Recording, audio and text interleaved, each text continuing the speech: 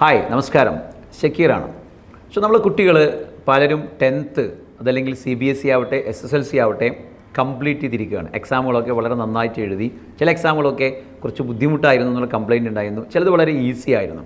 അതങ്ങനെയാണല്ലോ. ഇപ്പോൾ നമ്മൾ പ്രിപ്പറേഷൻ്റെ ലെവലിനൊക്കെ അനുസരിച്ചിട്ട് ക്വസ്റ്റ്യൻ പേപ്പറിൻ്റെ ടഫ്നെസ്സിനൊക്കെ അനുസരിച്ച് ചിലപ്പോൾ വ്യത്യാസം വരാം. ഓക്കെ, അത് കഴിഞ്ഞു എന്താണെങ്കിലും നമുക്ക് എന്താണെങ്കിലും ഭാവിയെക്കുറിച്ച് ചിന്തിക്കുന്ന മക്കളാണ്. അപ്പോൾ ഈ 10th കഴിഞ്ഞിട്ട് ഇനി എന്ത് എന്നുള്ളൊരു വലിയൊരു ക്വസ്റ്റ്യൻ മാർക്കാണ്. പലപ്പോഴും നമ്മൾ മുമ്പ് പറഞ്ഞതുപോലെ നമ്മൾ ആപ്റ്റിറ്റ്യൂഡ് ടെസ്റ്റിങ്ങും കാര്യങ്ങളൊന്നും ചെയ്തിട്ടുണ്ടാവില്ല. കൺവെൻഷനലി നമ്മൾ 10ാം ക്ലാസ് നല്ല രീതിയിൽ പഠിപ്പിച്ചു, നല്ല ട്യൂഷനോ അല്ലെങ്കിൽ കോച്ചിങ്ങോ കൊടുത്തിട്ടുണ്ടാവാം, ഓൺലൈനോ ഓഫ്ലൈനോ കൊടുത്തിട്ടുണ്ടാവാം. ഇനി നമ്മൾ എപ്പോഴും പറയും എല്ലാവരുടെ ജീവിതത്തിൽ ഒരു ടേണിംഗ് പോയിൻ്റാണ് അല്ലേ, 10ാം ക്ലാസ്സാണ് നമ്മുടെ ജീവിതത്തിൽ ഒരു വഴിത്തിരിവെന്നും പറയാറുണ്ട്.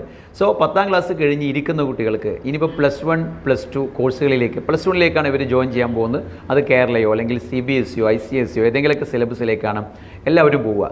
കാരണം 10ാം ക്ലാസ് കഴിഞ്ഞ് ഡയറക്റ്റായിട്ട് അവർ പോകുന്ന കോഴ്സുകൾ വളരെ വിരളമാണ്.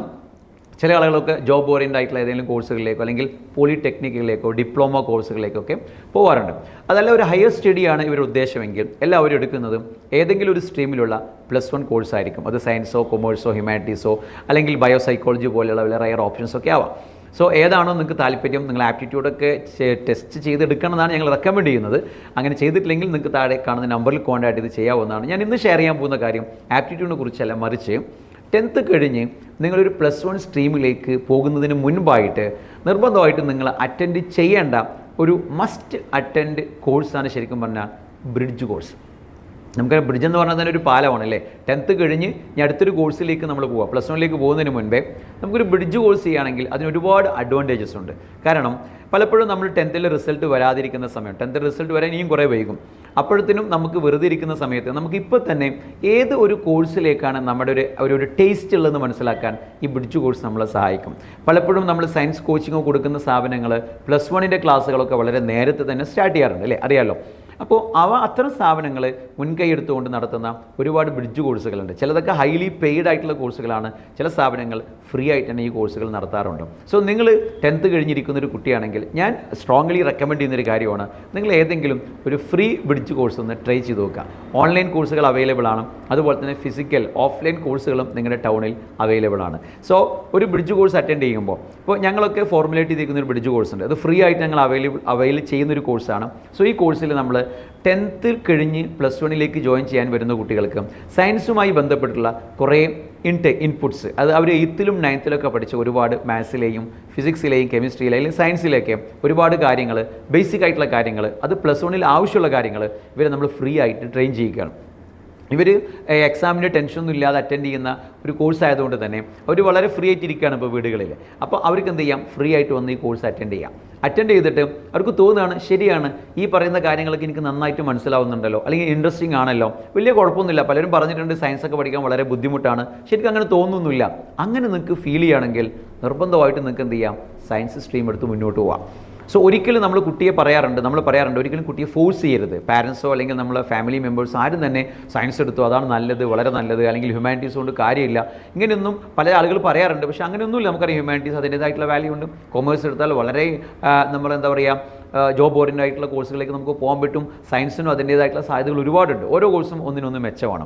നമ്മുടെയൊക്കെ താല്പര്യത്തിനനുസരിച്ചിട്ടാണ് നമ്മൾ എടുക്കേണ്ടത്, അതുപോലെ നമ്മളെ ക്യാപ്പബിലിറ്റിക്ക് അനുസരിച്ചിട്ടും. അപ്പോൾ ഈ ഒരു കോഴ്സ് ബ്രിഡ്ജ് കോഴ്സ് നിങ്ങൾ ചെയ്യുന്നതിലൂടെ എനിക്ക് തോന്നിയിട്ടുള്ള കാര്യം, നമുക്ക് ഫ്രീ ആയിട്ട് ഈ കോഴ്സ് അറ്റൻഡ് ചെയ്യാം. അങ്ങനെ കുറേ കാര്യങ്ങൾ നമുക്ക് ജീവിതത്തിൽ പഠിച്ചെടുക്കാൻ പറ്റും. പ്ലസ് നമുക്ക് തോന്നുകയാണ് ഇത് കുഴപ്പമില്ല, സയൻസും മാത്സും ഒന്നും എനിക്ക് പ്രശ്നമൊന്നുമില്ല, അങ്ങനെ തോന്നുകയാണെങ്കിൽ നമുക്ക് വളരെ കോൺഫിഡൻ്റ് ആയിട്ട് +1 സയൻസ് എടുത്ത് പോകാൻ പറ്റും.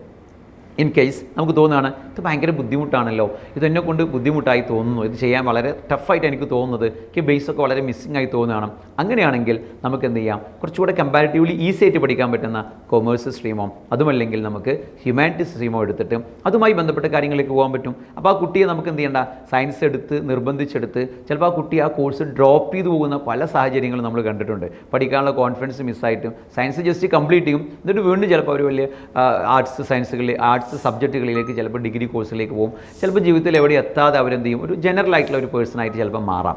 സോ ഈ ഒരു പ്രോബബിലിറ്റി ഒഴിവാക്കാനുള്ള ബെസ്റ്റ് ടൂളാണ് നമ്മൾ പറയുന്നത്. ഈ ഒരു കോഴ്സ് നമ്മൾ അറ്റൻഡ് ചെയ്ത് കഴിഞ്ഞാൽ നമുക്ക് ഒരുപാട് ഇൻപുട്സ് കിട്ടും.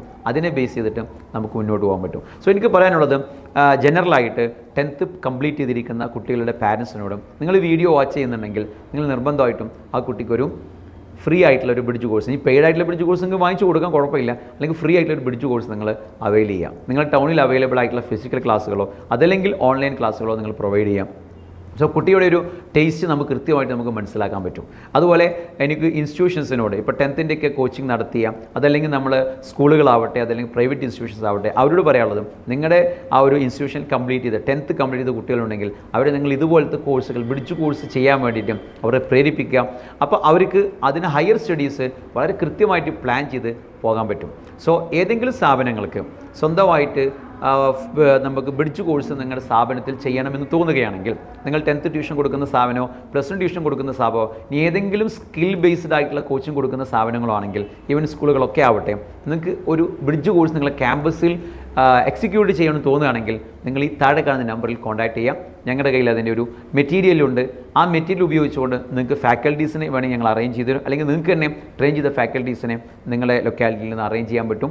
എന്നിട്ട് നമുക്ക് നമ്മുടെ മക്കൾക്ക് നമ്മുടെ സൊസൈറ്റിക്ക് ഫ്രീ ആയിട്ടോ അതല്ലെങ്കിൽ നിങ്ങൾക്ക് പെയ്ഡ് ആയിട്ടോ ഈ ഒരു കോഴ്സ് നിങ്ങൾക്ക് ഓഫർ ചെയ്യാൻ പറ്റും. സോ അതിലൂടെ നമുക്ക് നല്ല രീതിയിൽ കുട്ടികളെ ഒരു സ്ക്രീനിങ് പ്രോസസ്സ് വഴി സെലക്ട് ചെയ്യുകയും അവർ ഉദ്ദേശിക്കുന്ന മേഖലയിലേക്ക് നമുക്ക് എത്തിക്കാൻ പറ്റുകയും ചെയ്യും. സോ ഏതെങ്കിലും അൺവാണ്ടഡ് ആയിട്ടൊരു കോഴ്സിൽ ചെന്ന് വിട്ടിട്ട് നല്ല ഒരു പ്രൊഡക്ടിവിറ്റി ഇല്ലാത്തൊരു സ്റ്റുഡൻ്റ് ആയിട്ട് അല്ലെങ്കിൽ ഒരു പേഴ്സണായിട്ട് മാറുന്നതിന് പകരം അവരുടെ കാര്യങ്ങളൊക്കെ ചെക്ക് ചെയ്തിട്ട് നല്ലൊരു കോഴ്സിലേക്ക് ലീഡ് ചെയ്യാൻ നമ്മൾ കാണിക്കുന്ന ആ ഒരു റെസ്പോൺസിബിലിറ്റി ഉണ്ടല്ലോ, ആ സോഷ്യൽ റെസ്പോൺസിബിലിറ്റി നമ്മൾ വളരെ അഭിനന്ദനാർഹമാണെന്ന് പറയേണ്ടി വരും. സോ ഇത്തരത്തിലുള്ള കോഴ്സുകളെ കുറിച്ചിട്ട് ഞാൻ പറഞ്ഞത് മെയിൻലി നമ്മൾ ഫോക്കസ് ചെയ്തത് ഈ പറഞ്ഞ ബ്രിഡ്ജ് കോഴ്സാണ്. ബ്രിഡ്ജ് കോഴ്സിന് മെറ്റീരിയൽ നിങ്ങളുടെ കയ്യിൽ ആൾറെഡി ഉണ്ടെങ്കിൽ അതിലെന്തെങ്കിലും ചെക്കിംഗ് ആവശ്യമുണ്ടെങ്കിൽ നിങ്ങൾക്ക് കോൺടാക്ട് ചെയ്യാം. നിങ്ങളതിൽ മെറ്റീരിയൽ ഇല്ലെങ്കിൽ നമ്മൾ റെഡി ആയിട്ടുള്ള മെറ്റീരിയൽ ഇവിടെ ഉണ്ട്. അത് നമുക്ക് സോഫ്റ്റ് വെർഷനോ അതല്ലെങ്കിൽ നമുക്ക് ഹാർഡ് വെർഷൻ നമുക്ക് അവൈൽ ചെയ്യാൻ പറ്റും. ഫാക്കൽറ്റീസിനെ വെച്ചുകൊണ്ട് നിങ്ങൾ ഈ 1-2 മാസത്തോളം വളരെ നല്ല രീതിയിൽ ഒരു സെർവിങ് കുട്ടികൾ കൊടുക്കുകയാണെങ്കിൽ അവരുടെ ജീവിതത്തിൽ, ഞാൻ 100% കുട്ടികളുടെ ജീവിതം മാറും എന്നൊന്നും ഞാൻ പറയുന്നില്ലെങ്കിലും അറ്റൻഡ് ചെയ്യുന്ന എല്ലാവർക്കും നല്ലൊരു ദിശാബോധം കൊടുക്കാൻ നിങ്ങളെ കൊണ്ട് കഴിയും. അത് നിങ്ങളുടെ സ്ഥാപനത്തിൻ്റെ ക്രെഡിബിലിറ്റി വളരെ നല്ല രീതിയിൽ കൂട്ടും. സോ സ്വന്തമായിട്ടൊരു മെറ്റീരിയലൊക്കെ പ്രിപ്പയർ ചെയ്യാൻ വളരെ ബുദ്ധിമുട്ടൊരു സമയമായിരിക്കും. സോ ടൈമൊക്കെ ഒരുപാട് ഓവറായിട്ടുണ്ട്. സോ റെഡിമെയ്ഡ് മെറ്റീരിയലിന് വേണ്ടിയിട്ട് നിങ്ങൾ താഴെ കാണുന്ന നമ്പറിൽ കോൺടാക്ട് ചെയ്യാം.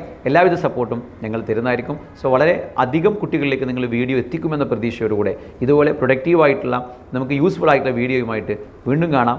ഒരിക്കൽ കൂടി നന്ദി, നമസ്കാരം.